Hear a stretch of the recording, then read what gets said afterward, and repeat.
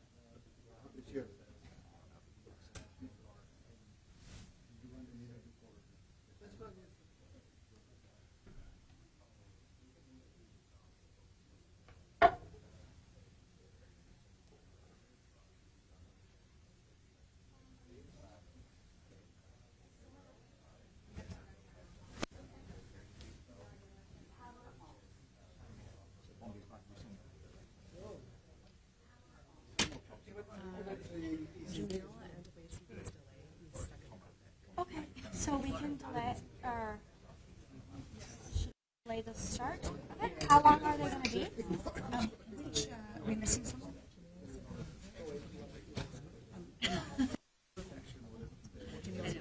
Yeah, we had our big awards last week.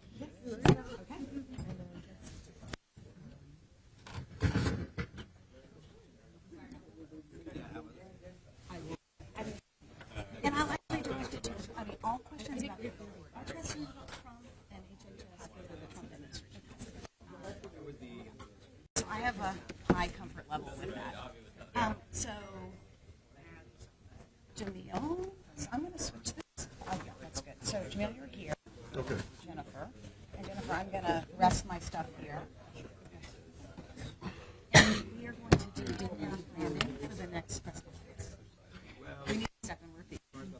Jamal is Running late? 15 minutes. That's okay. I told him we'll wait for him. He's later, a little bit later in the... Yeah, because there were 3 ahead of him, at least 3 with the video. Yeah. Nice to see you. Long time no see. I know. It's lovely, and how wonderful that you're here. And we won, you know. Not many people. We won, but the people of Qatar lost. So, I just wanted to say, once again, this is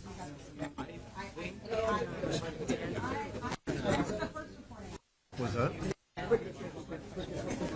No.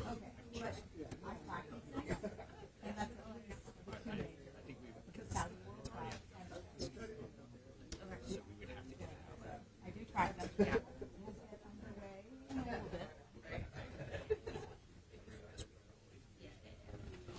Friends, we have just a quick announcement. We have one speaker stuck in traffic, so we're going to begin about 5 minutes late. But please, you have a basic human right to coffee and pastries, so please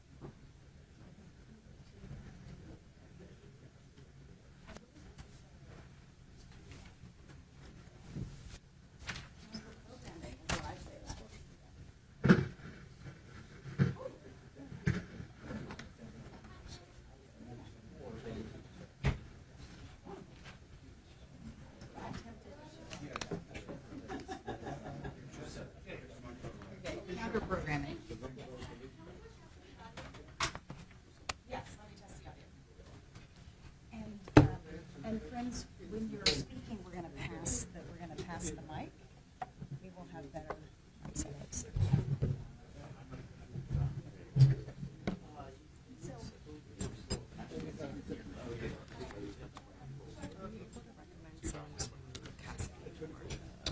You know, I was trying to get her transport director, but his schedule is so hard. And so, and then I'm going to stand. it was like the Thanksgiving week we were closed. And so I got the email. No, well, These are all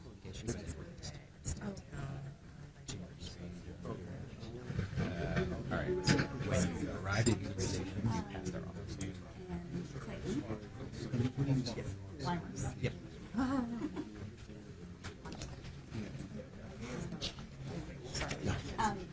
When you all speak, pass the mic, and it's this mic on this one. Yeah. And can you do a test? Check, check. What's her name? As you came into Union Station, our office was on your left, about 500. Check. Is that one okay? Very convenient for little- Check. which I have to do immediately. Closer. I think you're okay. Does this work? Yeah, why don't we just put it closer together? Is this better?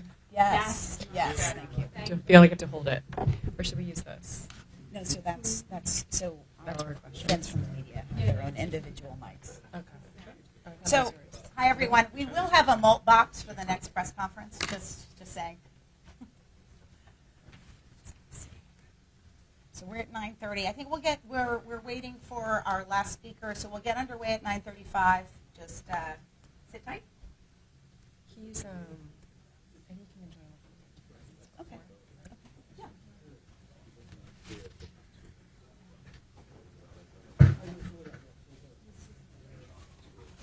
Just make sure.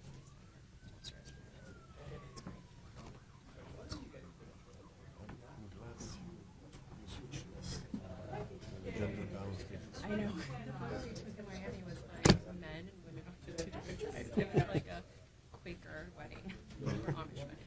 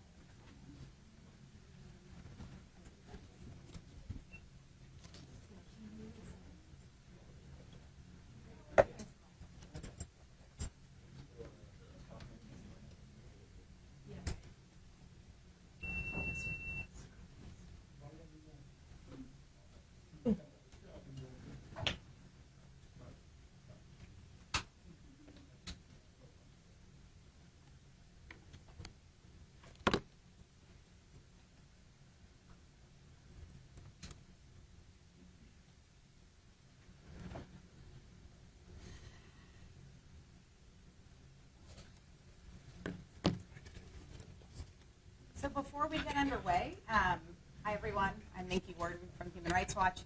Show of hands, who's in town for the World Cup draw? Holy cow. All right, this was a good strategy. Show of hands, who's going to the Giuliani White House World Cup Task Force right after this? Okay, a few people? All right, great. This is a much better show to be at, so thank you for coming today. Sound on this mic? How is it? Does it work for everyone? Yes? Okay. Greetings. I think we will get underway. Oh, great. Dynamite. Thank you. Catherine. Oh. Thank you. Well, why don't we put it on the coffee table? Thank you. We are getting underway. So welcome to those of you in the room and also online. I'm Nikki Warden. I'm the Director of Global Initiatives at Human Rights Watch, which means that I cover sport and human rights worldwide. I'll be your moderator for the event today, and the topic is human rights and the 2026 FIFA World Cup. There's a lot of excitement about any World Cup, but the two most recent FIFA World Cups in Russia and Qatar were associated with grave human rights abuses, including thousands of preventable deaths of migrant workers. The U.S., Canada, and Mexico World Cup was supposed to be a game changer for human rights, the first World Cup ever with a human rights strategy. Today, we are going to hear whether those promises are being delivered. We have experts on human rights, press freedom, the rights of migrants and asylum seekers, athletes' rights, and workers' rights. We will also hear about new human rights risks and what are the responsibilities of the main players in the World Cup delivery: FIFA, the U.S. government, and the 16 host city committees. This week is a critical time to revisit this topic with new research and experts' perspectives. On Friday, Gianni Infantino, the FIFA president, and Donald Trump, the U.S. president, will participate in the World Cup draw at the Kennedy Center to determine which teams will play each other. FIFA has also announced its inaugural FIFA Peace Prize to be awarded on Friday. That prize has no transparent process, no nominees, no judges, and was, by the way, apparently news to the FIFA Council, which is the governing body of FIFA. A few housekeeping notes for our press conference today. I want to remind you that this session will be recorded for journalists who can't be with us at this time. If you have a question, please put it in, and you're on the Zoom link, please put it in the chat with your name and news organization, and I will work to direct all questions in and outside of the room to our experts. I do want to be clear that each of the groups speaking here today has its own mandate, and we partners are each speaking in our own independent capacity. Another note about the topic today.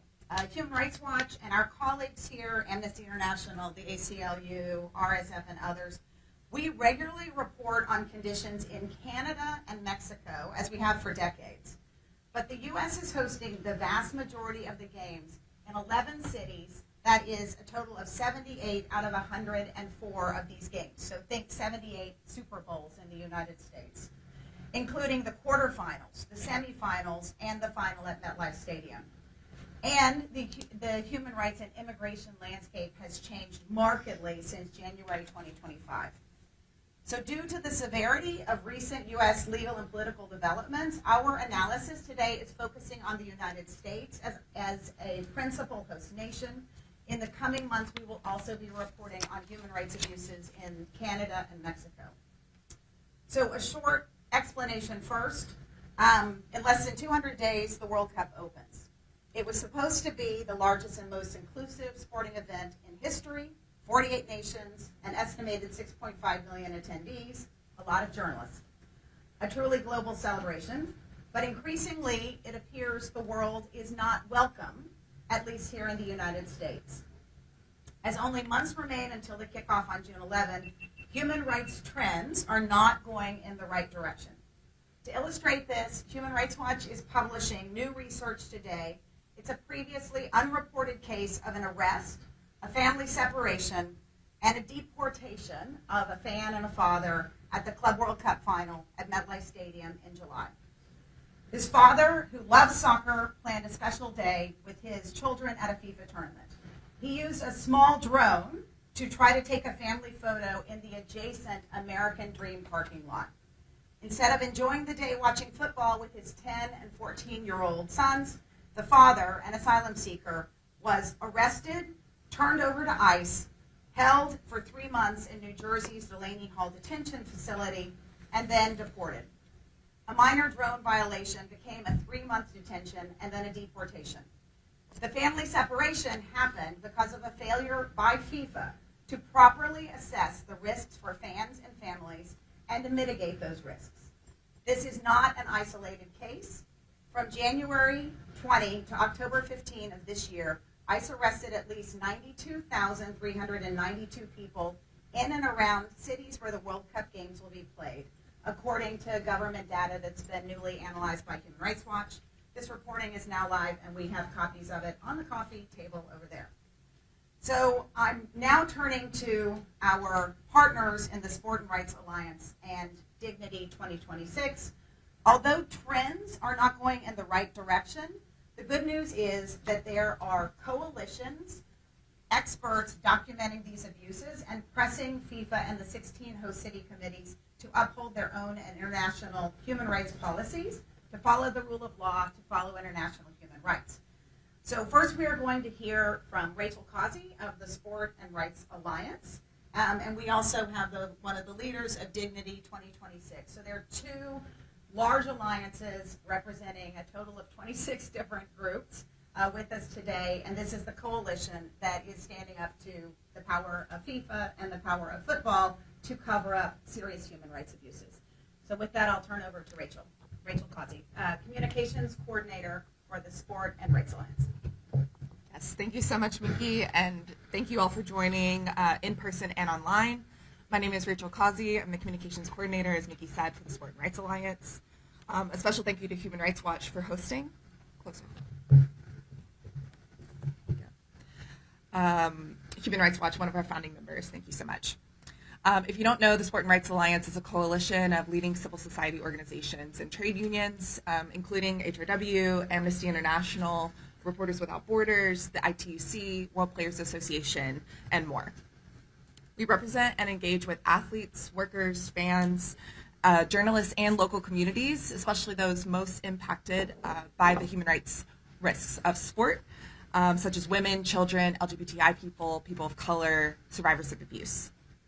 We conduct research, advocacy, and campaigns to ensure that the rights and well-being of those most impacted by sport are respected and protected. The SRA was founded 10 years ago, actually, in between the back-to-back mega sporting events of the 2014 Brazil World Cup and the 2016 Rio Olympics. I know some of you here today might have been at our very first press conference held with Amnesty International at Rio de Janeiro. And so, as you know, as Miki said, we're now facing a very similar situation here in the United States with the Men's World Cup in just 6 months and then the LA Olympics 2 years after that. As a founding member of the Dignity 2026 coalition over the last 6 years, with our partners and with everyone here at the table, we have been working to raise the bar for human rights, not only for these 3 host countries, the US, Mexico, and Canada, but for all countries who are planning to stage this event in the future. In fact, this World Cup is the very first to have human rights in the bidding criteria from the very beginning, in the bidding criteria, the requirements for all host country candidates. This, plus the addition of human rights into the Article 3 of the FIFA statutes, was a huge achievement for our movement and a moment of real hope. But now, with the devolving situation of human rights in the United States, this has put those commitments and advances at risk. So we're calling on FIFA and the host committees to reaffirm their commitments to human rights and take concrete action to ensure that this tournament does not contribute to or exacerbate harm for the people and communities involved. Please enjoy the rest of the press briefing and let us know if you have any additional questions. Thank you. Thank you. And everyone should sign up for the Sport and Rights Alliance media list to make sure you see our coverage from all over the world. And now we turn to Jennifer Lee, who is the coordinator from Dignity 2026, and she is also the director of the Community Health and Innovation Program at Georgetown Law School. And Jennifer has been present from the creation of the Dignity 2026 and back in 2018 when there were the bidding process that included human rights for the first time. That was really the beginning of Dignity 2026. We were the stakeholders consulted. So Jennifer, over to you. Thank you, Minky. Good morning. My name is Jennifer Lee, as Minky has already mentioned. I am director of the Center for Community Health Innovation at Georgetown Law School here in Washington, D.C. I also lead the Dignity 2026 Coalition, which is currently comprised of 16 civil society stakeholders here in the United States, including many members represented here today, NAACP, ACLU, SRA, Human Rights Watch, and many others who are unable to join us today. As Miki mentioned, we have been working together in close coordination since as early as 2018, when the United States, Mexico, and Canada submitted a bid to host the game next year. And our work includes, a part of our work includes working in close coordination with FWC 2026. In fact, much of our collaboration and consultations with the FIFA 2026 team in Miami has been highly constructive over the course of the past few years. That includes our providing significant input on the human rights framework that FIFA has shared with host cities that outlines expectations for host cities in terms of how they engage on issues like safety and inclusion, workers' rights, and access to remedies and grievance mechanisms. Our hope, of course, is that these principles will be substantively and meaningfully reflected in the host cities' action plans, which we expect to see in the early part of next year. And of course, we are very much hoping and encouraging host city committees to make sure that the stakeholders, the grassroots organizations in their cities who are boots on the ground on these issues, are able to meaningfully consult and view those action plans well before then. In addition to our sometimes very frank exchanges with FIFA, we are also working to mobilize grassroots stakeholders within cities and across all 16 host cities, and particularly those 11 here in the United States. And I want to say that finally, it's important to note that in addition to the host city committees and our expectations for them, we want to make sure that FIFA itself is held accountable to their own business and human rights practices, certainly in line with the United Nations guiding principles on business and human rights, which includes preventing and mitigating any harms that FIFA itself may contribute to or that are acted upon by government entities. So as Miki mentioned, we are 200 days or about 7 months out from the start of the tournament, and I think for many of us this is an unprecedented moment. You see before you today some of the most prominent civil liberties and civil rights organizations here in the United States coming together to express some of our concerns and also indeed expectations for next year. You'll hear from us many different issues, including, for example, I think for many of us, immigration is top of mind.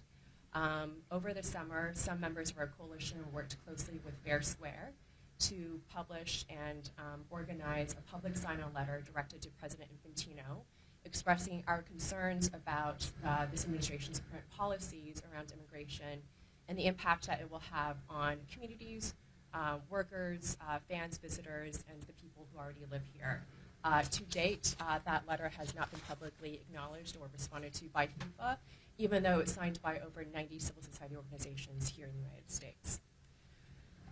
Another issue, of course, is the impact of the tournament on some of our most vulnerable community members, including people who are experiencing homelessness or are housing insecure, people who face risks of being displaced by the tournament or even criminalized for their status as part of so-called beautification efforts or cleaning up efforts by the host cities.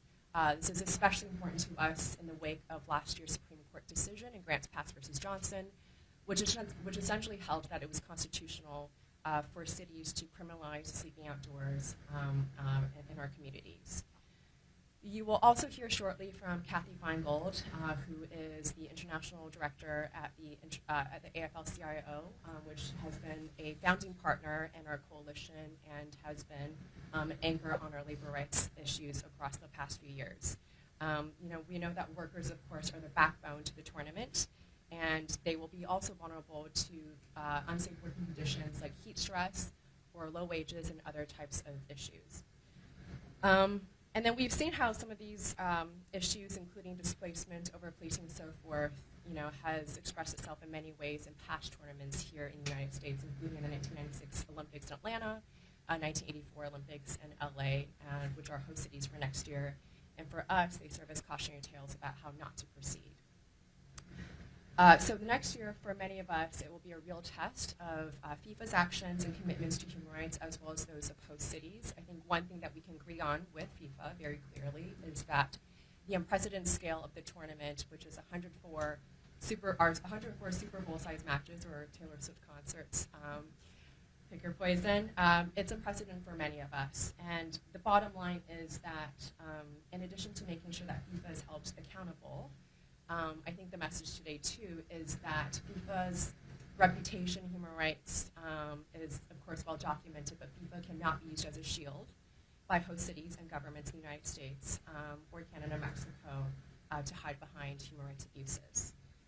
In many ways, of course, 2026 is also unique because of the fact that the responsibilities for the operations of the tournament and the human rights protections are diffuse across many different stakeholders, including FIFA, but also host city committees, and various aspects of government. So every entity has a role to play, including all of us in this room as civil society stakeholders, as press, and as stakeholders broadly. But happily, I think the United States has a rich history of civil society organizations being movement builders and agitators, as Jamal likes to frequently say, to make sure that human rights conditions are protected. So with that, are we ready to introduce the video? I want to introduce Kathy Feingold, who of course is the International Director at the AFL-CIO and is Deputy President of the International Trade Union Confederation, or ITUC. Kathy is joining us by video today in pre-recorded remarks. She's currently on work travel, and we're ready to set it up. We'll turn to Kathy.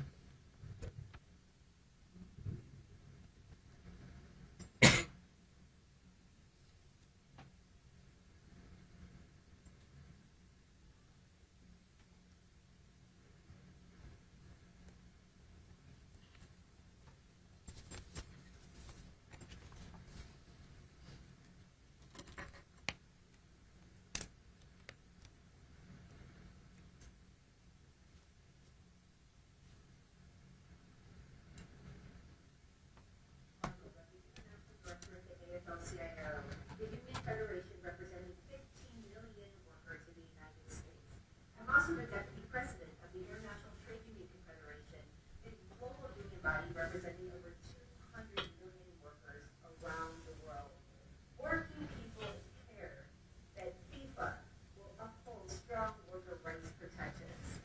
We want the Games to be successful in the United States. Without working people, the Games can't go on. Workers that are selling things at the stadiums. They're going to be building things to make sure that we can have fan festivals, setting up the porta potties, making sure that there is security there. Working people are going to get the job done. That's why we think it's so important that the FIFA Games include a robust framework that upholds human and worker rights protections. This is critical because we've seen how games have been played in other countries around the world. And we know that often working people communities don't benefit from these games. That's why the AFL-CIO is a proud founding member of the Dignity 26 Coalition. It's a coalition that brings together unions, civil society organizations, LGBTQI, human rights groups. Together, we know we can make these games successful. But it's going to be incredibly important that FIFA commits to making sure that not only the local host committees uphold the human and worker rights framework that was built and included in the bid documents, but also that FIFA and all of its contract relations make sure that worker rights and human rights is front and center. We're looking forward to this game. Working people not only want to be spectators, they want to enjoy what's going to happen in their cities. But it's going to be critical that we make sure that these games, whether it happens in the United States, Mexico, or Canada, are done with strong worker and human rights protections. So, thanks very much, everyone. I got a message that it's hard to hear the video online, so we will make Kathy Feingold's video available afterwards. And so now we are turning to the great Jamal Watkins. Can we bring the room lights up?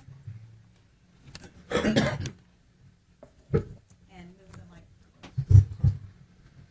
Good morning, everyone. Yes. Well, I'm going to say, I'm going to do your title. Jamal is the Senior Vice President of Strategy and Advancement for the NAACP, which is one of the bedrock groups that is part of Dignity 2026. Jamal.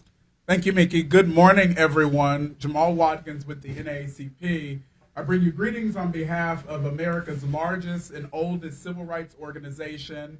The NAACP is a 116-year-old institution that is embedded in more than 2,600 communities here in the United States. And actually, as an NGO working with the United Nations, we have members and activists in countries around the world, including Japan, Korea, Brazil, etc. Now, we are here today, in part, as you've heard from my colleagues and others, in regards to the World Cup being and coming to North America, which is exciting. But we also know that the backdrop of this great sporting event impacts and includes people and communities. And here in the U.S., we've had an unfortunate sort of reality, I would say, over the past year where the politicalization of immigrant communities and the targeting of immigrant communities has been in the negative. And what we find in many ways as we started this journey back even in 2018 was that our focus is putting people above profits.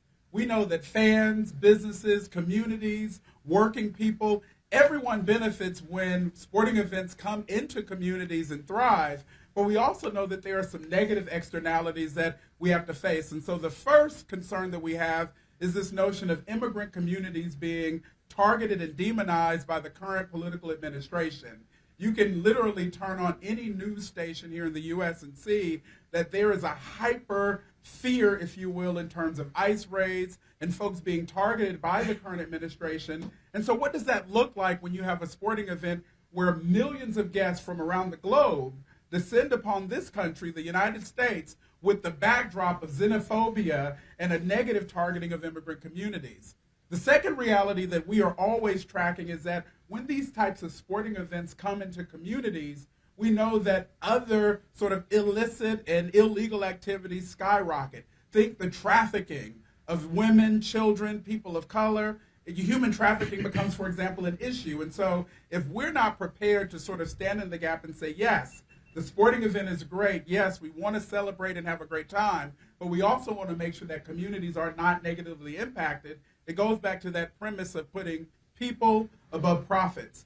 And finally, what we would argue is that given the amount of revenue and all of the eyeballs that will be on North America, and in particular the United States, we want to make sure that FIFA and every city and every community and the U.S. government toes the line that we're not just investing in the sporting event itself, where we're investing in the communities being safe, free from crime and violence, folks being free from targeting, folks being able to express themselves freely, freedom of the press in order to articulate and tell the right stories, and really to connect the dots so that when the World Cup leaves these great shores and goes to other countries, that the standards have been raised and that the bar is high for both human rights and civil rights. And that's the fight that we're in right now. And I use the term fight because in many ways it's felt like a push and pull when all we're saying is put people first, put people above profits, and make sure that the sport, the fans, the players, the businesses are all thriving in the right ecosystem. Thank you. Thank you, Jamal. And FIFA is very, very well known for putting people above profits. So so two things. We are going to turn to a video message from Matthew Pratifisi, who is a former men's professional player and an Athlete Ally ambassador. Athlete Ally is a core member of Dignity 2026 and also of the Sport and Rights Alliance. It works to stop LGBT harassment and abuse in sports, starting at grade school through professional sports. So we're going to tee up that video, and while we're doing that, I wanted to ask people in the room and also online if you can formulate and start sending your questions. We will turn very soon to the question period. So the room lights.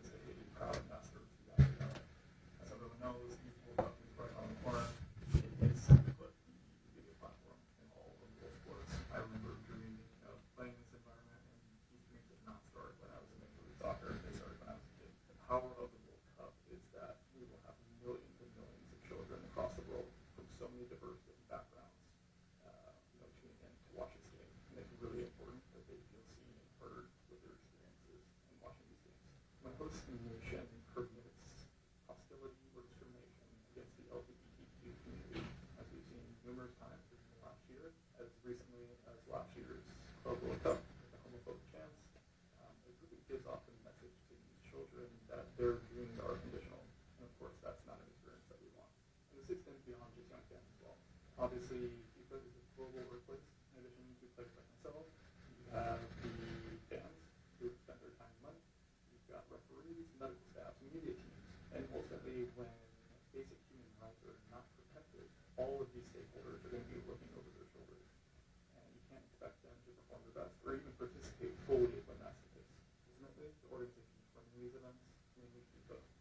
a moral and professional obligation to protect our workforce and advance.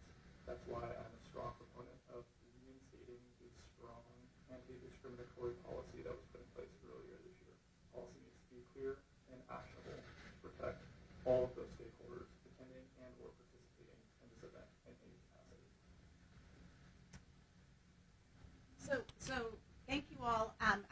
We know the audio on that may have been hard to hear, so we can make that video available to you. And to say, Matthew Pachafici's video also, his message is that the anti-discrimination and anti-racism policies that FIFA rolled back, they rolled back their own policies earlier this year ahead of the Club World Cup, that those policies need to be reinstated. Some of you will know there were homophobic chants in the Atlanta stadium after those policies were rolled back by FIFA. So that's an important action item. So now we turn to another core member of Dignity 2026. Daniel Noronha is the America's Advocacy Director for Amnesty International USA, based here in Washington, D.C.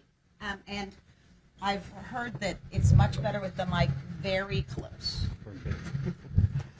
Thank you so much, Minky. Almost to the face. Thank you so much, Minky. Good morning, everyone. Buenos dias. Thank you very much for having me here on behalf of Amnesty International. As you might know, Amnesty International is one of the oldest human rights organizations in the world. We are an organization, member-based organization with at least 10 million members all over the world, that we fight to protect and promote human rights in the world. The organization is taking note of the current climate of intimidation and harassment that has been facing the protection of human rights in the United States in general. The federal government actions and excessive use of force have demonstrated a chilling effect on dissent that have led to the criminalization of protest.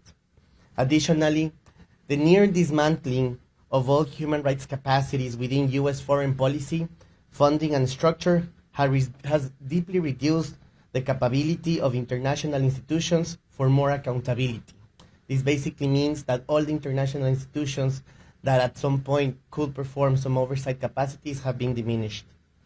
Within this context, the ability to peacefully protest without fear of retribution is a cornerstone of a free society. Yet, this is increasingly under pressure in the United States. There is a long history of peaceful protest in global football, connected as well with people power. This is the most popular sport in the world, therefore people must be at the center of it. FIFA and the United States authorities must ensure that the World Cup does not become a pretext for stifling dissent or expanding mass surveillance. Every player, fan, journalist, and resident has the right to participate and protest without fear of sanction, arbitrary detention, or any sort of discriminatory treatment, and in this case also of deportation. FIFA has repeatedly committed to delivering a tournament that respects and protects basic freedoms, including rights respecting law enforcement. We need to make sure that the US put these safeguards up front. For those reasons, we as Amnesty International also reject any increase in the militarization of public security in the United States in this context. These include any form of immigration enforcement in complete disregard of human rights. Families, fans, players, and other members of the football community have the right to enjoy the game without the fear of being detained and separated from their loved ones. This is a worrisome expansion of authoritarian practices intended to stoke racism, which in turn instills the fear in many communities and basically is aimed to silence dissent. When people gather for the games, they should not be subjected to the use of technological tools with automated capabilities that enable constant mass monitoring, surveillance, and assessment of people, often for the purpose of targeting non-US citizens for the purpose of immigration enforcement. The World Cup should be a space that embraces diversity, freedom, and equality, where it is a safe space that celebrates football and all the multiculturalism that it brings with it. Football is not only a sports arena, but also the people's tribune. It is essentially an anti-authoritarian game. As the former Brazilian football legend Socrates once said, if people do not have the power to say things, then players will say it for them. He also stated, while I was a footballer, my legs amplified my voice. Thank you. Thanks very much, Daniel, and also for bringing Socrates' voice into the room. So I'm a core part of the Sport and Rights Alliance, is a group called Football Supporters Europe. Many of you will be familiar with them. They were not able to be here with us today. And also the ISC, which is the International Supporters Coalition, which is a North American fans group very similar to FSC. And they have been part of the Dignity Alliance since 2018, going back to the human rights risk assessments. I wanted to read a message from Bailey Brown, who is the president of the ISC and was not able to be here with us today. And her comment is about supporters' voice and fan safety. We also have an omnibus statement from many of the groups with quotes that you can use. And Bailey says, supporters are the backbone of this sport, yet FIFA keeps making decisions about our safety without ever talking to the people who actually show up. So the fans are in the stadiums. She says, you cannot claim to unite the world while shutting out the very fans who bring the energy and passion to every match. We are asking for something simple: transparency, real consultation, and concrete protections for every supporter at the 2026 World Cup. So I wanted to turn now to the topic of press freedom. It's relevant for all of you in the room. And of course, it is the freedom that protects all others. I wanted to also say that the committee, we have our speaker from RSF. I also wanted to say that the Committee to Protect Journalists is a core member of the Sport and Rights Alliance from the beginning. And CPJ has provided safety and security training to more than 700 journalists in the United States this year. And they also have a very important WhatsApp chatbot that you can text if you are having problems. It's almost like a crisis helpline, and the need for that is going up in the United States. So with that, I'm going to turn over to Clayton Weimers, who is the Executive Director of Reporters Without Borders, based here in the United States. So this is the U.S. arm of RSF. Clayton. Yes, thank you. I'm Clayton Weimers. Reporters Without Borders is a global press freedom organization. We have offices in 15 countries around the world. We have a network of correspondents in 150 other countries. We really do make an effort to be everywhere, and obviously the connection here is that FIFA is everywhere. The World Cup is everywhere. Soccer is everywhere. It is one of the things that really brings everybody together. And we know for a fact that the whole world, billions of people, is going to be tuning in to watch this tournament. But not just watch this tournament, but follow along. And the story of any World Cup is not limited to the 90 minutes that occur on a pitch. It's in and out of the stadiums. It's the run-up to the tournament. It's the construction of infrastructure. It's the fan celebrations and the travel from all around the world to converge on this one point and celebrate something that we're all very passionate about. And people all around the world who are not able to come are going to rely on journalists to tell a complete and contextualized story of this tournament before, during, and after the games are being played. And so we have to ask ourselves, what kind of story are they going to hear or read or watch? We have to ensure that the story is freely told, that journalists have access, that journalists are safe, and that journalists are left alone to do their jobs. We can't take that for granted, unfortunately. This tournament is happening against the backdrop of a broader crackdown against press rights in this country. And you can go to rsf.org and see almost daily updates on different examples of how that's happening concretely. But I'll just cite one example right now, which is going to be very relevant to the journalists in this room, as well as many of the journalists who are going to be covering this tournament, which is a proposed change to the terms of visas that are given to international journalists to legally live and work in the United States. We presently have a very generous system that is very open and welcoming of journalists all around the world to tell America's story to their countries.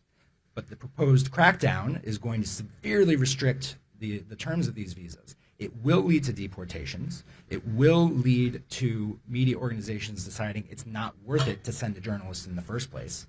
It will result in the rest of the world having less access to reliable information about the United States at a time when the whole world is very concerned with what's happening in this country.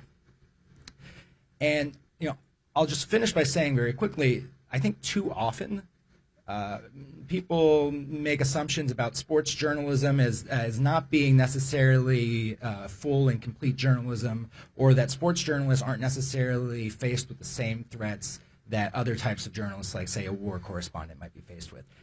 That's just false. And you don't have to look any farther than what's happening right now at this very moment in Algeria. If you see me glancing down at my phone, it's because I'm checking for updates, because soccer reporter Christophe Glaze is in court right now having his appeal hearing for a 7-year sentence for terrorism-related charges. But let's be very clear. Christophe is being charged with an act of journalism. He's being punished for doing his job as a journalist, and it's outrageous that he's been detained in Algeria since May of last year. He should be released immediately. I bring up Christophe's case not because he's special. Unfortunately, he's not. He's one of over 500 journalists currently being detained all around the world. And so I bring this up because I don't want there to be any misconceptions. Soccer journalists are journalists. Sports journalists are journalists. And journalists are under threat all around the world, including here in the United States. Thanks very much. And I would add that even here in this room are journalists who have experienced repression in the context of the World Cup. So these are real risks, and they are real risks that FIFA has failed to mitigate in the past, even though they knew about the risk. Now, batting cleanup for our discussion today is Jamil Dakwar. He is the anchor of our conversation and also the head of the U.S. program at the ACLU, the American Civil Liberties Union. So, Thank you very much, Minky. Thank you for being here this morning. My name is Jamil Dakwar. I'm the director of the ACLU Human Rights Program. While FIFA and host cities prepare for the games, the Trump administration is escalating dangerous policies that put immigrant communities, foreign visitors, and residents at risk. Attacks on immigrants and those visiting the United States are at an all-time high. ICE is conducting raids across the country, tearing families apart, deporting thousands without due process, and holding an unprecedented number in inhumane detention facilities, including children. And the host cities of the upcoming World Cup are among the most heavily impacted, with cities like Los Angeles, Chicago, New York, and Dallas facing already extreme surveillance and ICE activity. The Trump administration actions threaten our neighbors and tourists alike. And FIFA has unique leverage to push for change, not to whitewash and capitulate. This is why more than 90 civil society organizations, including labor groups, as Jennifer mentioned, including the ACLU, Amnesty International, Human Rights Watch, and NAACP, have already sent a letter urging FIFA to act. But sadly, we have not yet to see meaningful assurances. On the contrary, we are only seeing further escalation from the administration with deployment of the National Guard, especially in host cities like LA and Chicago. This tournament should be about celebrating unity and our connection to the world. And without action today, FIFA risks becoming a stage for authoritarianism. The Trump administration executive order banning visitors from 12 countries, including from 2 countries that qualified for the games, I believe Haiti and Iran, combined with the ongoing ICE raids in many of the cities that will host matches, poses a serious threat to the safety and dignity of millions of people. These policies put communities at risk and threaten to undermine the integrity of the tournament itself. People of all nationalities should be able to travel to the United States without fear of being denied entry, detained, or deported without due process. And people with the United States should be able to exercise their right to freedom of expression without fear of arbitrary detention and deportation. Similarly, immigrant communities should not live in perpetual fear of being ripped apart from their communities as you just heard from Minky about this very troubling case that happened last year. FIFA has repeatedly promised that the world is welcome in America, in the United States. But without clear, forceful advocacy and action from FIFA, those words ring hollow. FIFA must use its influence to call on the US government to uphold human rights, end discriminatory travel bans, and stop immigration enforcement actions that target communities where matches will take place in particular. The longer FIFA stays silent or doesn't do enough, the greater the risk that their brand and event will become part of a public relations tool to normalize an increasingly authoritarian US government. Thank you. Thanks very much. I think you've heard today from all of these experts, and we also, as I mentioned, have a statement. So we have several materials that I'm going to encourage you to take today. But this is really a collective message. I think that FIFA has no World Cup without players, fans, workers, host communities, and you, the journalists. And it really is an opportunity to show as well that these mega sporting events can be delivered without serious human rights abuses, that they should be delivered without an ICE dragnet to separate children from parents, and that we actually shouldn't even be having to have this press conference. So with that, I'm going to turn over to questions. We're actually going to go first to questions we are going to go first to questions online. So I'm going to take the first question, actually from Paul McGinnis from The Guardian. What are the specific actions you would want FIFA or host cities to take to protect the safety of immigrant communities and traveling fans? Paul would also like to know the immigration status at the time of arrest of the father in today's Human Rights Watch report. So I'm going to answer the second part first. The immigration status was asylum seeker. As you may know, asylum seekers, once you arrive in the United States, you have a right to seek asylum. You have a right to go before the judge and make a case. The father was an asylum seeker, and like many in the United States whose asylum status has been arbitrarily changed from legal to illegal, that is his situation. I would say this is, I must mention that Haiti, the men's team, has qualified for the World Cup for the first time in 50 years. There are hundreds of thousands of Haitians in the United States who have been here legally under a program called TPS, Temporary Protective Status. As of last month, they have now been made illegal. So this is a status change for hundreds of thousands, possibly millions of people, and that is this shows the hazards of a World Cup in a place that is actively making people who were previously legal. The father had a work permit, had a social security number, and was an asylum seeker. Did not have a chance to make his case to the judge. So I wanted to go now for Daniel. Would you take the first part of the question? What are the specific actions you would want from FIFA to protect the safety of immigrant communities and traveling fans? And then I'll go to Daniel. Sure, thank you. I will say that from FIFA, what we will need, as I said before, is that they need to get those commitments and those safeguards from the U.S. government. FIFA as a whole is an organization that does have the chance for its volume, for its capacity, for its reach to provide certain mechanisms and protections, but who is the real responsible here in this case specific is the United States, the government itself. The state has to provide the safeguards that none of these actions will be taking place, that no discriminatory policies will be implemented, and no types of immigration raids will take place in this context that will just hurt the game and will hurt the communities participating in it. So I'm going to go to Jill and then to Jennifer. Right, so on the question of what we expect of host cities, look, host cities in the United States have legal obligations, constitutional obligations, and human rights obligations. Before even talking about FIFA and sport movement, that is something that they have to abide by the law. refrain from discrimination, racial profiling, targeting people because who they are, and engaging in those any kind of unlawful activities. But of course, with this hosting these events, they have to have additional safeguards for rights protection, including for labor, for workers, for immigrant communities, for free speech and assembly rights, for all these events that are going to happen, so that people can participate freely without the fear of being detained, summarily deported, etc.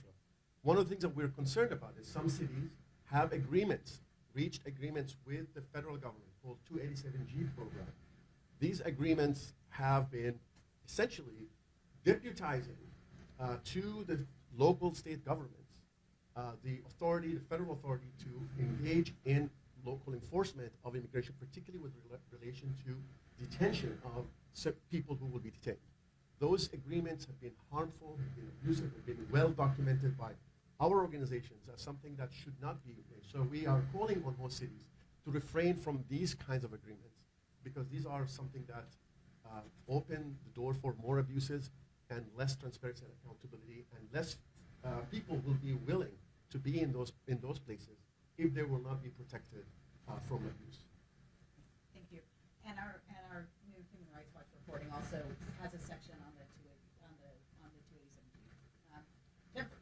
Yeah, and I think it's also incumbent for us to mention the fact that in addition to hearing from national stakeholders on these immigration issues, this is also clearly a very localized issue in many of the host city committees, and there's lots of local immigration advocacy organizations who have been kind of beating this drum for many, many years, and of course are very under-resourced at this moment. But I do want to kind of mention, in addition to the 287G agreements that Jamil has mentioned, and the fact that, I think a lot of stakeholders and cities are asking for repeals of those agreements, or at the very least making sure that law enforcement are trained adequately. I do want to say that, within this 100-mile border zone that we have in this country, where that allows for the kind of warrantless searches and arrests of individuals, I think we should note that 8 out of those 11 host cities here in the United States are within that 100-mile border zone. So I think that's one of the reasons why this is front of mind for many of our cities.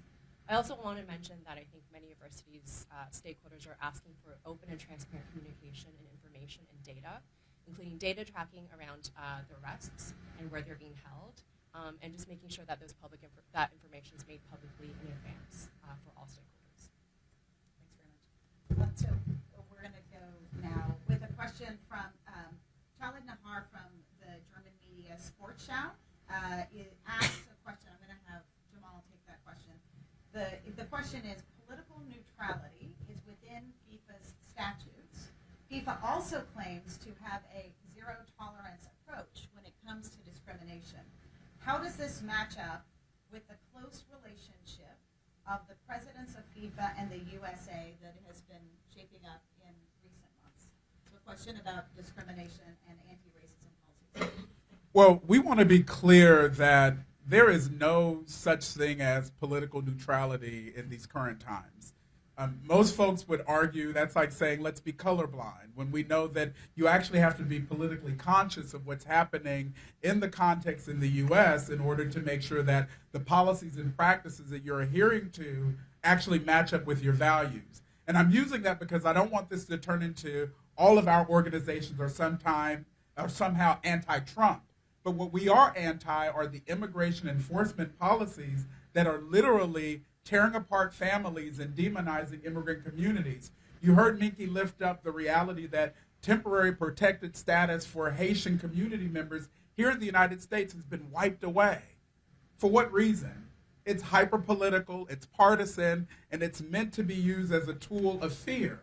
And so we're clear that in this moment, with FIFA coming into North America, the United States in particular, $14 billion plus of revenue, if the funding giant that FIFA is not using that to make sure that the values of embracing communities, making sure that policies and practices are embedded in due process, if those things are not being pushed to the forefront, then it does become very political.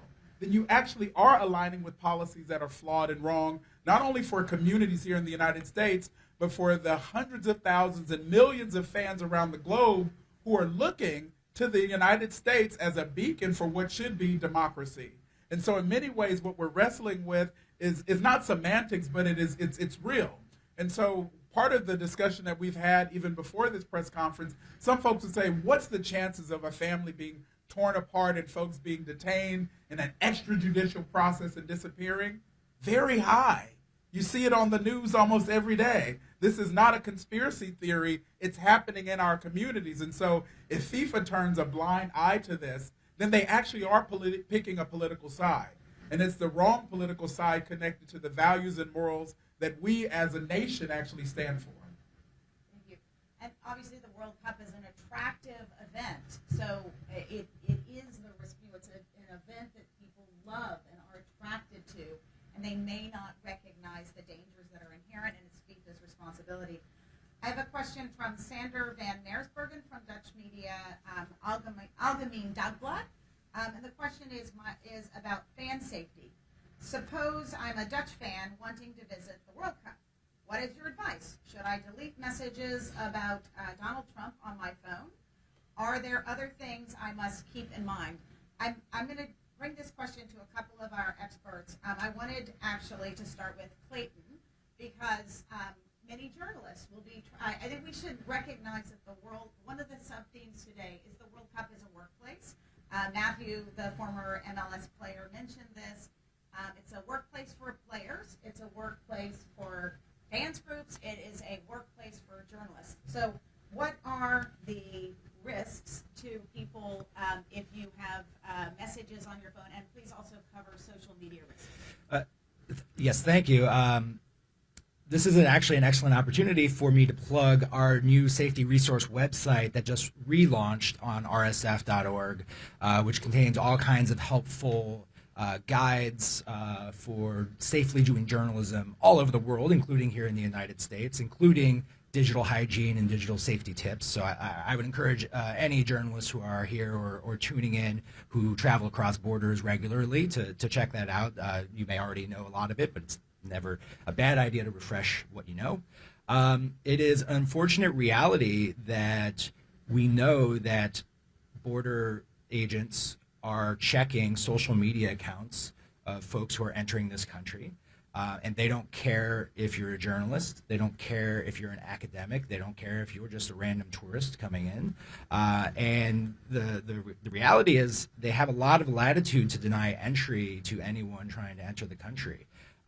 There are these sort of gray areas at the border where, you know, you don't necessarily have access to all of the legal resources you might ordinarily have on U.S. soil. And I'm not a lawyer. I can't give you legal advice. And I'm not going to be one to tell you to delete social media or to get rid of or to scrub your presence online. But you do have to be very careful about these things because we know for a fact that they are looking for anything that might be considered suspicious. And what might be considered suspicious is very much up to the whims of an individual agent, and it's very hard to predict what could trigger a search. In all likelihood, it's not going to happen to you, but everyone thinks it's not going to happen to them until it does happen to them. And it is a major concern of ours that we're going to see journalists turned away at the border for something as innocuous as a tweet that the Trump administration doesn't like. Not even necessarily a critical tweet, but just one that covers the administration honestly and fairly. Sure. As I mentioned in my remarks, one of the things that Amnesty has been following is the mass surveillance procedures and technologies that have been used by the federal government.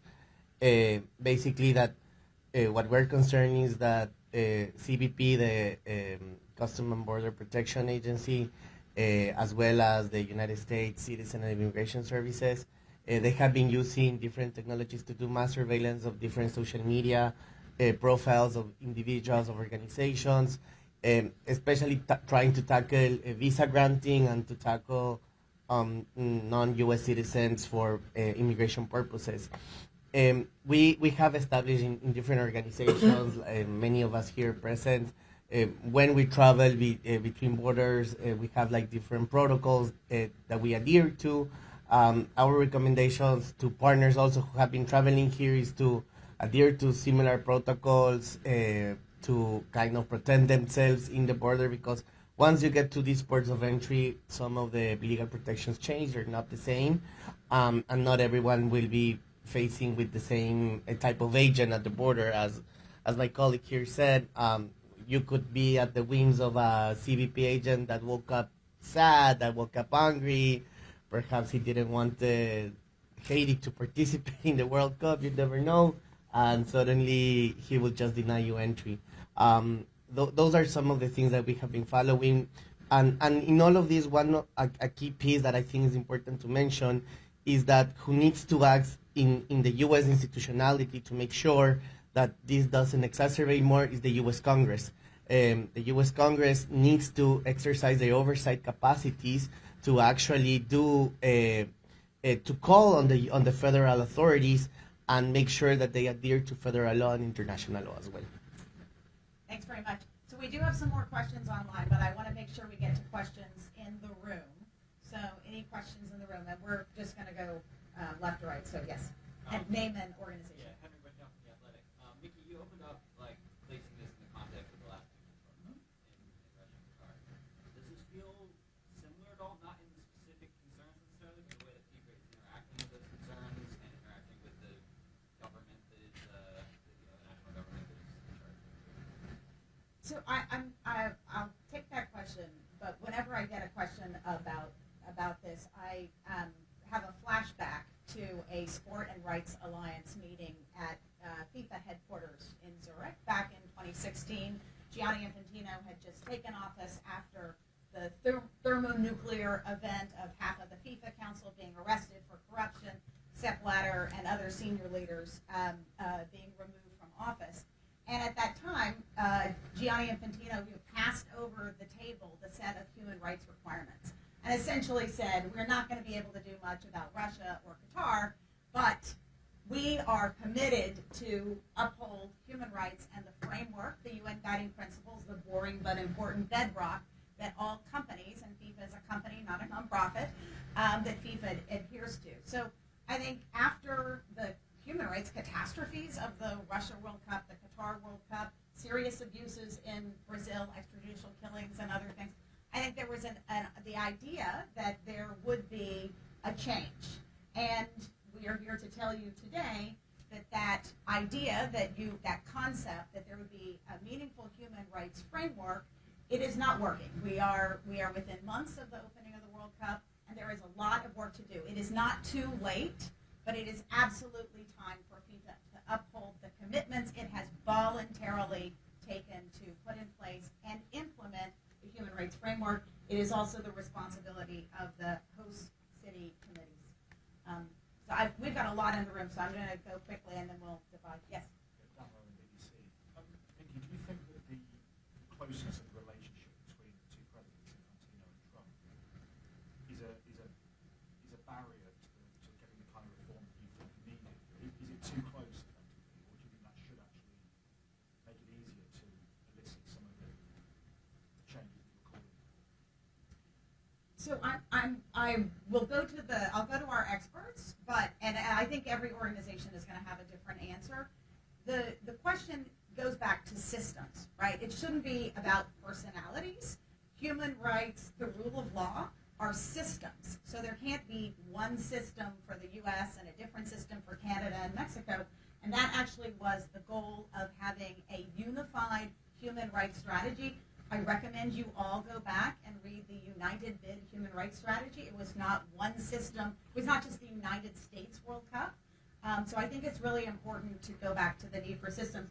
I wanted to go to Jennifer for that question and then to Jamal. Yes. It's an easy question. I mean, I will just give you one data point, which is in the previous administration, we have worked very closely with them, with members of USG, of U.S. government, in addition to working with FIFA and stakeholders and civil society representatives on the ground. And so that looks like very close conversations and monthly briefings with the State Department, DRL, which is the Bureau of Democracy and Labor and Human Rights within the State Department.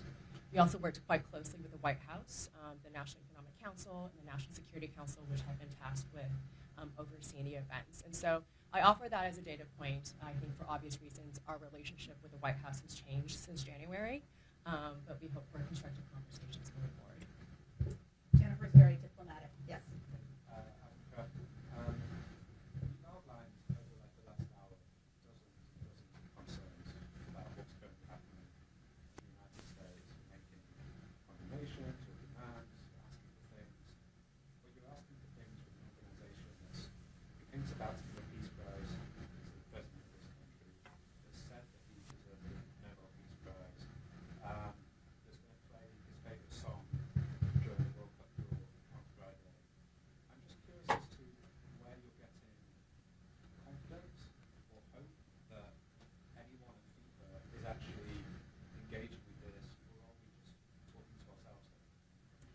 So thanks. I'm going to go to Jamal for that answer.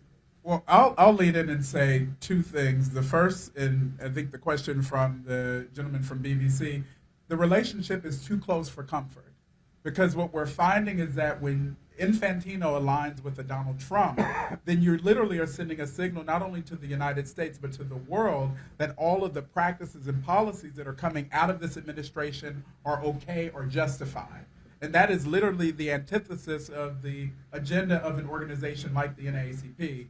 I have a flashback to when we met with Infantino just down the street about a year ago. He sort of jokingly laughed off that the U.S. has problems when it comes to race and economic issues with working people. Yes. And that has been exacerbated by this current administration. So to your question about giving this president, if you will, a prize that says that he is somehow the ambassador of peace and is worthy and noble in some way in terms of embracing communities is actually laughable. And so I won't be diplomatic and say that the notion of having hope and the notion of fighting forward is what we have to do, not for FIFA or for the President of the United States, but for the communities we serve. My organization was founded basically when extrajudicial killings were happening in the United States, and I'm talking about lynchings at a high level, and folks were turning a blind eye, and the Globe was saying it's not a problem. So we have faced dark times before, and we understand that if we don't do things like this, but also connect the dots and lift up the stories through the real news, then we're not going to have the breakthroughs we need to make sure that these policies shift. And no offense, but these people are no longer in power. I would agree with. I would just want to add another element to that. We're not talking about just people having good relationships. So the problem that we're seeing here is that is defiance of the rule of law, a defying of federal law and the Constitution in many of the actions that we're talking about. So in addition to the business and human rights framework that FIFA has committed to adopting and implementing, we're talking about a country and not just the one person that can be above the law or any administration. It has to be consistent with the rule of law. That's why we're thinking, what would you say, what's the hope?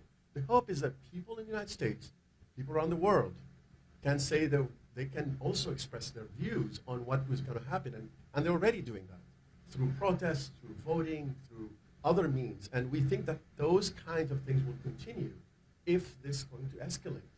This is not going to be a World Cup that will be leaving a good legacy if those things continue. This abusive immigration enforcement, crackdown on free speech, and the speaker that just asked earlier, the reporter, about whether it could be safely come to the United States, that's the kind of thing we're talking about. That yes, we cannot guarantee that people can come freely and without being stripped of their basic rights. Of course, under U.S. law, constitutional law, non-U.S. citizens have less rights protections at the border. That is known, and I'm not giving you any news here. But the matter of the fact is that the current administration has exacerbated the situation for particularly non-citizens and particularly migrant communities. People are living here with permanent legal residency have been threatened with deportation and detention. And we as the ACLU and our partners have launched legal challenge against those kind of practices because they take us back decades ago during democratism when you are cracking down on people's speech. It's particularly the kind of speech that the United States and the administration disfavors. That's why I'm concerned about major soccer players who has expressed views on certain causes, such as the Palestinian rights, would be denied entry or being detained or being subject to retaliation by the administration. This is the kind of thing that will really make this World Cup seem completely out of step with any basic human rights and international standards of decency and human dignity. And I have a request from online to repeat the name of the person and the question, and that was Adam Crafton asking, are we delusional to think that any progress can be made on human rights? So, Martin. Yeah, it's Martin Zeman for the Times in England. There have been a couple of occasions where Donald Trump has threatened to move World Cup matches with his assistants. Just wondering if anyone thinks that is a part of what you're talking about in terms of, is this a response to people protesting against his policy? So, who would like to take that one? I'm happy to, but maybe just to start. start, human rights, the rule of law, and international systems, which FIFA is signed up to. The whole point of it is predictability, reliability, and one thing that is not allowed is retaliation. So you are not allowed to retaliate against someone whose opinions you don't like. You're not allowed to keep journalists whose writings you don't like out of the United States for the World Cup. And you are not allowed to move host cities at a whim. And I think this is what international systems are about. It's a bad practice. It's unprofessional, but it's also antithetical to the whole concept of a reliable system. And I would add that FIFA is also to blame here. FIFA awarded the World Cup to Saudi Arabia without doing a proper human rights risk assessment, with doing a joke human rights assessment that found that there was a medium risk of human rights abuses in Saudi Arabia, which does not comport with international human rights reporting. So I think FIFA is also to blame for not upholding international standards and systems and awarding its own flagship tournament without the underpinning of proper human rights assessments when they know very well they must do it. Other thoughts? Yeah, somehow being diplomatic has a pejorative connotation this morning. So at the risk of sounding like I'm being too diplomatic, I just want to say that to the earlier question really quickly about this administration, I think that is, my response was also, I think, a reflection of the fact that this is a question, I think, specifically for the White House Task Force on for 2026 and what they are doing actively, because they are also the interagency task force that has been completely silent on their plans for human rights and labor rights issues. On host city committees, I think that's a really interesting question. It is, I think you can read the temperature really well about how host cities will or will not respond to pressures from both federal and state governments by the action plans that they will release, hopefully by early next February. But I also think this is a question for FIFA. FIFA, I think it's very well known, has not resourced the host city committees in financial ways, or provided them with any financial means to actually execute the human rights action plans. So there's no funding, there is no kind of meaningful staff. So this is sort of the Wild West for actually human rights for a lot of host cities, in addition to a lot of political challenges that they're facing from both the federal government but also across state governments. So I wanted to go now back to questions from online. And Jana Olivio from Finland's media Ital Sanomat asks, are there any specific countries that have qualified, for example, Iran, Uzbekistan, Haiti, or others, that you are concerned might not have supporters allowed to travel to the U.S. at all for the World Cup? And I'll go to Rachel Causey from the Sport and Rights Alliance for that answer. Yes, thank you, Minky, and thank you for the question. We are concerned that supporters from Iran, Haiti, and other countries will not be able to come to the World Cup. We've worked very closely with the Open Stadiums movement in Iran, where women have been fighting for the right to attend their own football matches in country for decades. And now the World Cup in the U.S., which should be a beacon of freedom, is also now going to prevent those same fans from being able to attend matches. So we're very concerned, and we're calling on FIFA to work with the administration to ensure that supporters are able to attend the matches, and that this truly is a World Cup for the world. You cannot have the World Cup while leaving out most of it. Thank you. So I want to go back to questions in the room. Yes. To what extent have your organizations communicated with FIFA about this inaugural Peace Prize, and what commitments would you like to see to feel confident that it's not just PR stuff? So that's Bill McCarthy from AFP asking about communication that civil society may have had with FIFA. And just a word about the FIFA Peace Prize, which is apparently modeled on the Nobel Peace Prize, which was not won by Donald Trump earlier this year.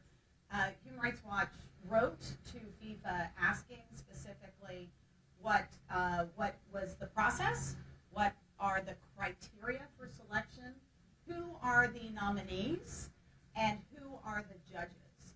And human rights, that letter in the full form is linked from our statement today. We did not have an answer to that, which you could infer that there is no process. There are no other nominees. There was no judging, and of course the FIFA count. It was news to the FIFA Council, the governing body. So I really think that is a question for Gianni Infantino, and I wanted to turn over to him. Yeah, I would just say briefly, look, it's kind of insult to the intelligence of a lot of fans and people, supporters, and people who are watching the World Cup when you were all of a sudden coming up with this prize that, as Mickey said, had no basis or very, very little transparency around it. The perception and the impression that you get, and I think that's really what at least as the ACLU see it, as this is, FIFA is dragging itself into becoming part of a public relations tool, as I said, to normalize an increasingly authoritarian U.S. government. That is a real concern. We're very troubled about that. So any actions by the president of FIFA or any officials of FIFA in the preparations for the World Cup has to be very carefully considered because of the way that they would be perceived and had an impact on real lives of people. I would add one other thing. Gianni Infantino has said that this FIFA Peace Prize represents 5 billion fans of football around the world. I think it's really, the Dignity 2026 and the Sporting Rights Alliance have two of the major fan organizations. I think it is a very good question to ask, really, how were the 5 billion fans of football consulted? What was the polling? How were their opinions taken into account? So I think if you say a prize is on behalf of 5 billion people, then you actually have a responsibility to say, how did you consult those fans? What was your process? So we look forward to hearing what the process to consult the 5 billion fans of football was by Gianni Infantino. So another question in the room, and we're going to go until 11 o'clock. This was advertised as 90 minutes, and if there are questions we can't get to online, I also would like to say that we are available to answer those individually, either in writing or with interviews. Yes? Our question about the draw and where it's going to be the Kennedy Center, which I understand it has been quite controversial after Trump was president. So the question is, how do you see, is that problematic that it was moved to from Las Vegas to Kennedy Center, and is that FIFA rules or anything like that? Halvor Ekelund from NOS asks about the choice of venue. Choice of venue, Kennedy Center. Well, I'll start off, and this is not about the FIFA rules per se, but it goes back to the tournament itself being politicized and used as a PR tool for the current administration. As you know, the Kennedy Center has been taken over by the White House in a way that has been unprecedented. And in many ways, for civil society in the United States, folks said that we were going to not partake in activations at the Kennedy Center simply because it's being used as a tool by the White House for a self-appointed, if you will, king. And so you hear this notion of authoritarianism and fascism, and it actually is something that's playing itself out in the context even of the World Cup. If it's about the players, the fans, and community, then how can one person say we're going to shift where the draw is going to happen and place it in a location that benefits me politically? That's literally what we're seeing happen before our eyes. And so in many ways, the optics actually speaks to the undercurrent of what we're all lifting up, which is this is about the rule of law. It's about putting fans first. It's about putting communities first. And what we see, even with the draw being shifted to the Kennedy Center, it's another sort of line in the sand of a self-appointed king, if you will, saying, this is my playground, and I'm going to use this sporting match to really glorify myself and who I am as a leader, which is the antithesis of why we're here in the first place. I would just add one additional comment, which is that this is part of a pattern of defunding art institutions, science institutions, research, and really take back the country in terms of so it's not just about what's happening in the Kennedy Center. You know, there's a lot of concerns that we have about the Trump administration interfering in the independence of many institutions, including the academia, including the higher education system, and the attacks on academic freedom, which is something that's been ongoing. And we've raised alarm and concerns, including in some of the context of litigation and other advocacy with other sister organizations. So we do have concerns about when you are trying to use, as my friend and colleague Jamal said, we're trying to weaponize and trying to use the venues based on ideological reasons rather than ensuring that those kinds of places are open to all, are really places where people can feel that they belong and they're not under a particular political tag or particular political affiliation. And only if you are close to the administration of the political party, then you will be able to be welcomed. I think what we care about is that have a country that people will be feeling all welcomed, a feeling that they have equal protection under the law, and there's not a country that belongs to only to a particular people who belong to a particular party or belong to a particular or voted to a particular president. And so that is, I think, what is at stake here. And turning the FIFA and the World Cup into some sort of another way of polarizing the country is really concerning to us. Yes, football should unite, not polarize. A last question in the room, and then we have one more online. Any last question in the room? Yes. For AFP as well.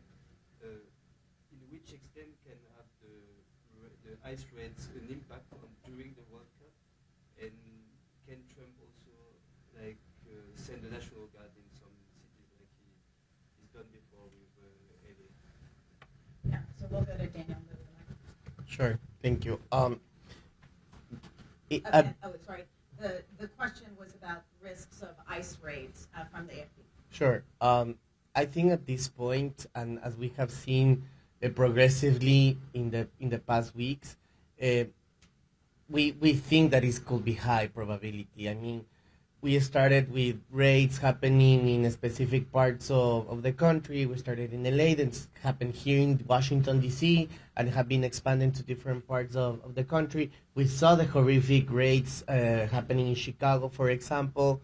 We saw that almost militarized raid in a apartment complex where Blackhawks came on top of buildings, and federal agents were dropped there. Toddlers were tied hands outside of their buildings. So we're seeing all these different patterns that bring, of course, a worrisome perspective of what could be done afterwards. We are hearing today right now, for example, with the report that was headed by our sister organization, Human Rights Watch, on what is happening on these detentions in this context. So although we have heard reassurances by FIFA and in public statements that this will not happen, we cannot be confident of the work of the administration. It has been on several occasions as well in the Oval Office, in other type of statements where the president has said, well, once we have the visa and you decide to stay, you're going to be Secretary No One's problem now. So there is this instant speech of belittling international fans, of putting down anyone who wants to attend these games and these events. So it's a very high probability as well of the use of the National Guard. We have seen an uptick in militarization, and we think that this could be amplified more, and that's what we have been saying. The World Cup security cannot be used as an excuse of heightening up the militarization in different parts of the country. Yeah, no, I agree with that. I just want to add, we are concerned about militarization of law enforcement now, tomorrow, before the World Cup, during the World Cup, and after the World Cup, right? And of course, now we focus on the World Cup because it's such a big event that has likelihood that this will make things worse for people in this country to feel safe, in particularly immigrant communities. Well, one other thing I want to add, this administration is ramping up its enforcement, immigration enforcement. For those of you who don't know, not familiar with the budget that was adopted by the US Congress just a few months ago, we're talking about $170 billion in funding for immigration enforcement, including $45 billion specifically for ICE detention. Where is that money going to go? This is going to be going to these operations that we're seeing on a daily being expanded. Not only that, our concern is that military bases are being used in order to host, and they're already being holding migrants and immigrant detainees there before they're being sent and transferred illegally and many times abroad.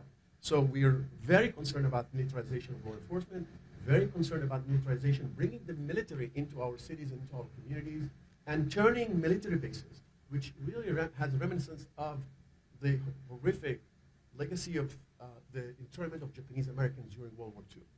And that is something that I think we need to be very, and this is an issue that has made the country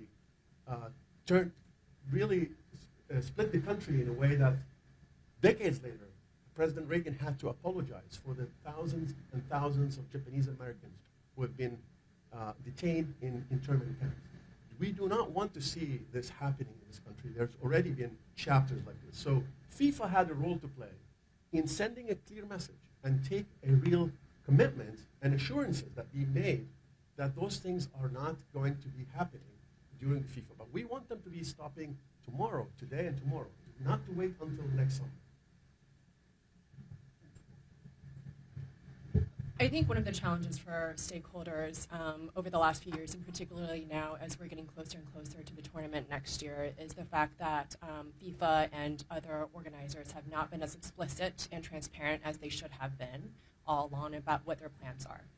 So we need FIFA and host cities and other entities to make clear whether or not ICE and National Guard and other federal law enforcement will be at the stadiums. In addition to what Jamil has said, we know that recently, as many of you have also reported, U.S. government has passed $625 million in federal funding for security apparatuses for the host cities. We don't know how that money will be used. I don't know when we will know how that money will be used. We also don't know what the security apparatus or footprint looks like from FIFA within stadiums, at fan festivals, and other tournament areas. I think we do have some indication, of course, this isn't just kind of hypothetical, of what ICE will look like at stadiums. The Club World Cup this summer, which was held across many of the same host cities, ICE was seen at stadiums. I will just note that in kind of the readout or the postmortem on the Club World Cup on human rights issues and through FIFA's grievance mechanisms, without naming the specific numbers, we do know that federal enforcement immigration was one of the biggest concerns. Overwhelmingly, almost a third of the complaints that FIFA received in its grievance mechanism portals was around federal policies or enforcement, i.e. immigration. Other issues that came up are extreme heat, accessibility, discrimination, workers' rights, safeguarding, harassment, freedom of speech, excessive use of force, and freedom of religion. So again, I think with many things, this is not speculative. We know that ICE at this rate will be at stadiums, and we need more clarity from the FIFA about what they plan to do about it. Thanks very much. So, and just one point about this, all human rights are interconnected.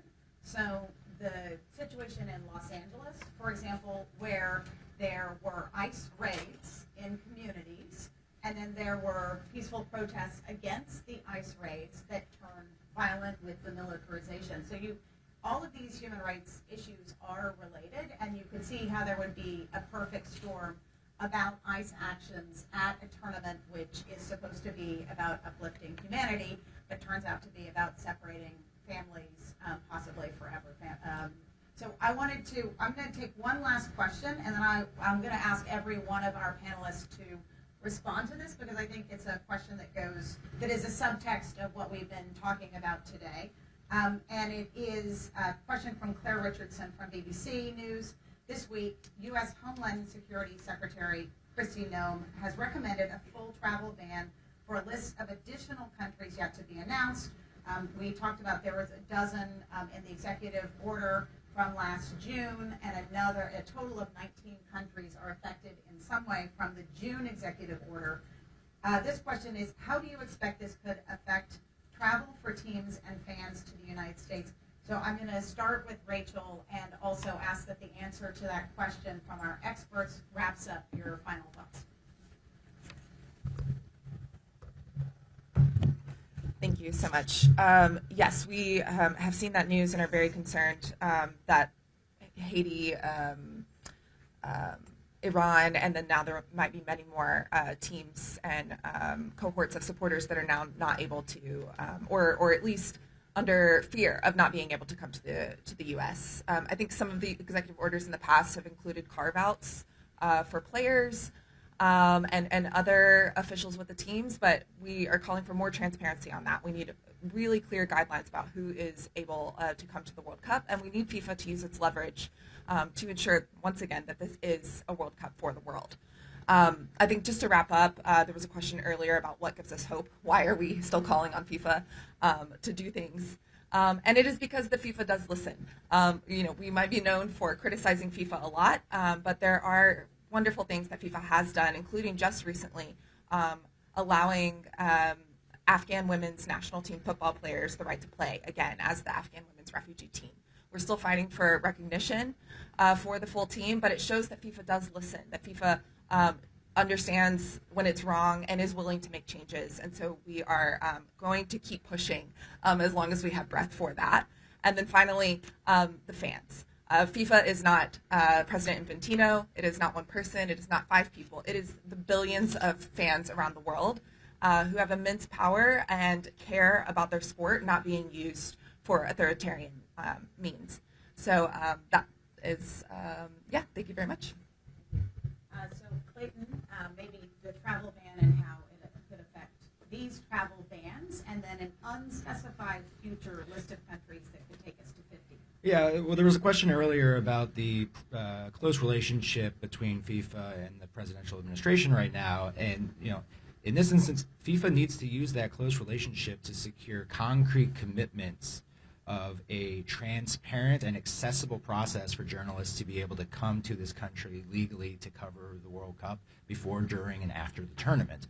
And I also want to be clear, this can't be limited to just FIFA-accredited journalists or to Federation-accredited journalists or to journalists who are from countries that have qualified for the World Cup. This is the world's tournament, even though a small handful of countries are participating. The whole world is watching. The whole world wants to come. The whole world wants to watch it. Thank you. And journalists from all over the world have the right to come to the United States to cover this story of global significance. And Daniel, a question. Thank you. I think that we have made it abundantly clear that this is a world event. This is a world event that encompasses the most popular sport in the world. I grew up in Latin America. I grew up in Ecuador, so I know what it means to feel when your team qualifies for the first time or qualifies after a long time. Like that feeling that carries with you. It also creates national identity, especially in countries that have suffered a lot. You coalesce around football. Football is really what brings you together. So these type of actions really does diminish the purpose of the tournament, does diminish the purpose of the sport, does diminish what is intended to do, which is to unite.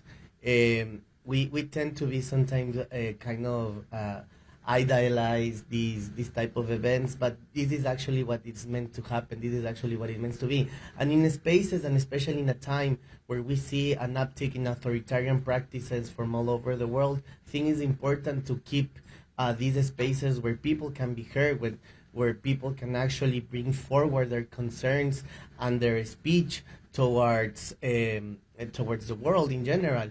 For example, as Jamal said before, the Palestinian cause has been something that has really been put in the forefront by football fans. They have been the ones that have been really trying to put this message forward. So I think that we need to keep on pushing. This is something that is meant for the people and by the people, and I think fans will ultimately either punish or we ultimately reward what will be the outcome of these game and this tournament. Thank you. So let's start with Jamal and finish with Jennifer. So the question is, are travel bans good for the World Cup? Unapologetically, no. Let's be clear that travel bans or any bans in this country are usually used as a political tool. If we were to go back to the first Trump administration, there was the Muslim ban. And so you think about these travel bans as being used to demonize communities. And so if you're targeting a country like Haiti, you're not just talking about the communities in Haiti, you're also talking about folks in the United States who have temporary protected status, which has been stripped away. You're talking about taxpayers who live in the United States who want to actually participate in our democracy. So this notion of a travel ban is a smokescreen for politicization of an authoritarian regime. And so in many ways, what we would say as the NAACP is that the focus has to go back to people and communities, putting people before profits, making sure that what happens before, during, and after the games is all about investing in communities. You're talking about 5 billion plus fans around the globe and millions of fans here inside of the U.S. borders. If we don't invest in those communities, making sure that they're safe, making sure that the working people are safe, making sure that the standards are elevated, then we're doing the wrong things. And as I started and had said earlier, we're not talking about the kings that live here in Washington, D.C. We're talking about the kings on the field. And so we want to make sure that the sport is being amplified in a way that connects the dots. And so as we continue to fight forward and push forward, I'm reminiscing, I like that question around why do we keep doing this? We won't stop until we win. And what winning looks like is making sure that every community is included and every community is made whole. Thank you. And very quickly, because I know we're wrapping up, ACLU believes that we have to have a system that is fair and humane, fair system of treating people and humane treatment of all people. And that applies to situations where executive branch exceeds and misuses its and abuses its powers in order to advance particular political agenda. We think that people should be no collective punishment. There should not be overbroad, and any racial or religious animus is something that is rejected by the U.S. Constitution. And therefore, we'll see the details of what kind of bans we'll come up with.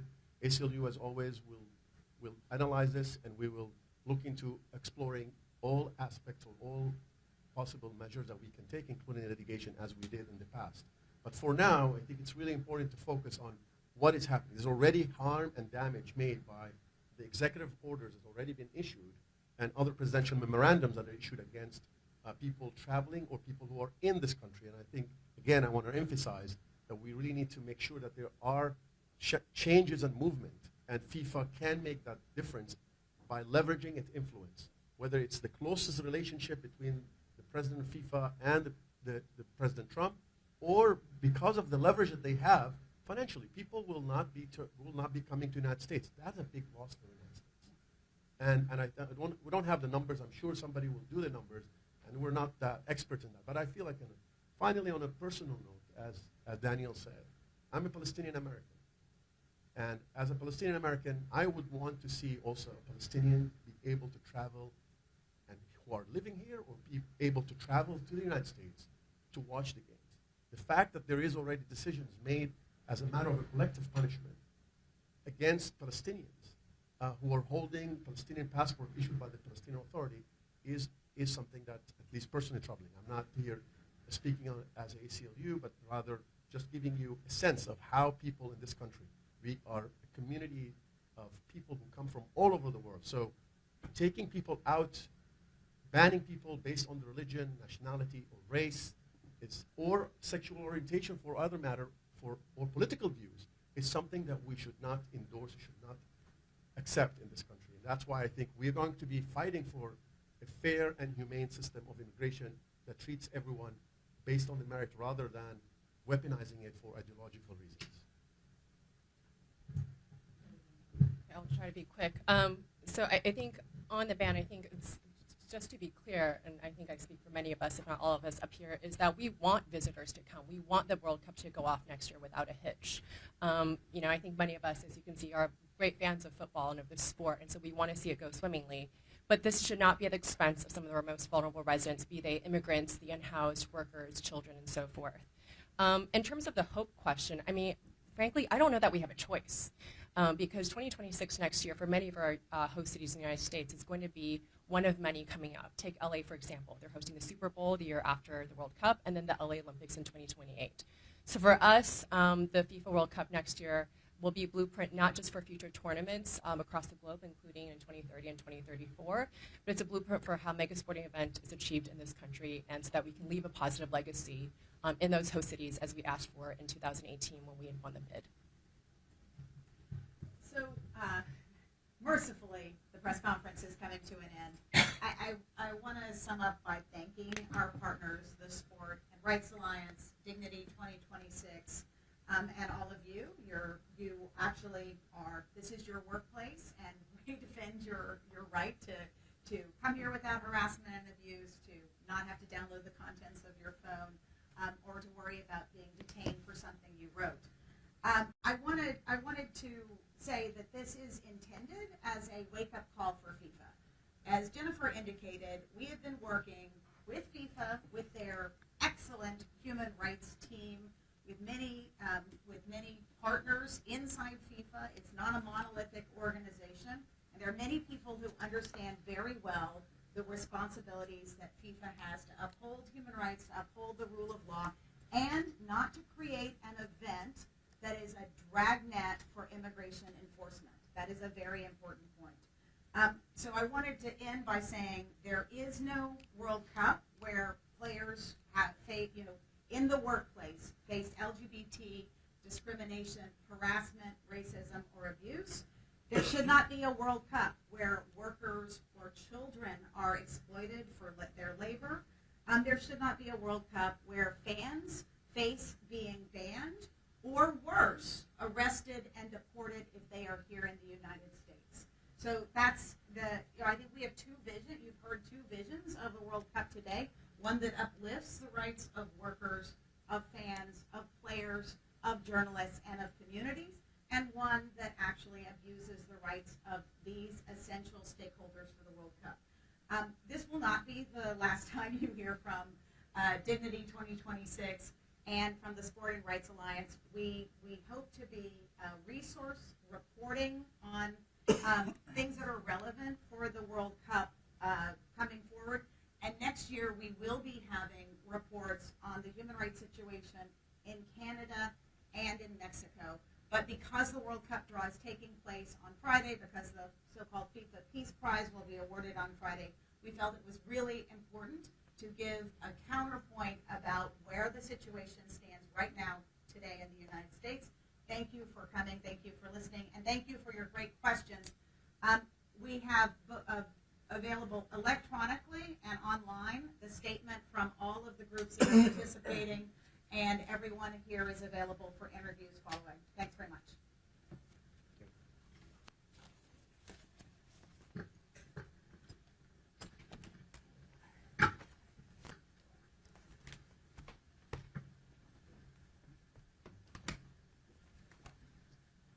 Thank you for staying past the beginning of the Giuliani press conference. Words we thought we weren't going to hear.